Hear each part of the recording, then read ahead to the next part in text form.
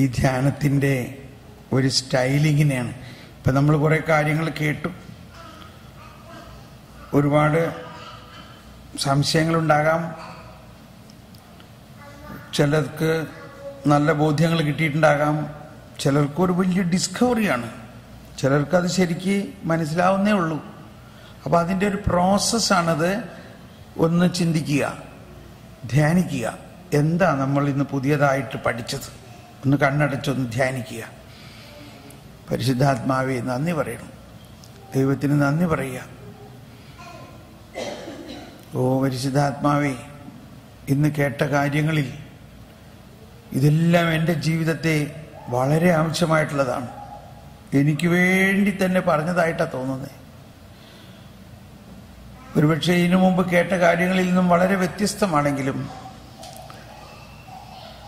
അല്ലെങ്കിൽ കേട്ട കാര്യങ്ങൾ തന്നെയാണ്, അത് ആഴത്തിലേക്ക് പതിഞ്ഞിരിക്കുന്നു. ഇപ്പോൾ നന്ദി പറയണു പരിശുദ്ധാത്മാവേ.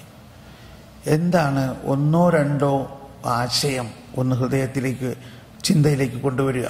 ഇത്രയും കേട്ടതിൽ ഒന്നോ രണ്ടോ ആശയത്തെ അങ്ങ് നമ്മളുടെ മനസ്സിൽ തെളിയിച്ചു കൊണ്ടുവരിക, ഓർക്കുക, റീകളക്ട്. കിട്ടിയോ ആശയം? ഇനി അത് അടുത്തിരിക്കുന്ന ആളോട് പങ്കുവയ്ക്കുക. അതാണ്, അടുത്തിരിക്കുന്ന ആളോട് പറയുക, എനിക്ക് ഈ ധ്യാനത്തിൽ ഇത്രയും നേരത്തെ ഇന്ന ആശയമാണ് കിട്ടിയത്. ഇത് അതിൻ്റെ ഒരു വലിയ പ്രോസസ്സാണ്. പ്ലീസ് അടുത്തിരിക്കുന്ന ആൾ ഒന്ന് നിങ്ങളൊന്ന് അടുത്തൊക്കെ ഇരുന്ന് ഒന്ന് പറഞ്ഞോ. സംസാരിക്കാം ഇപ്പോൾ.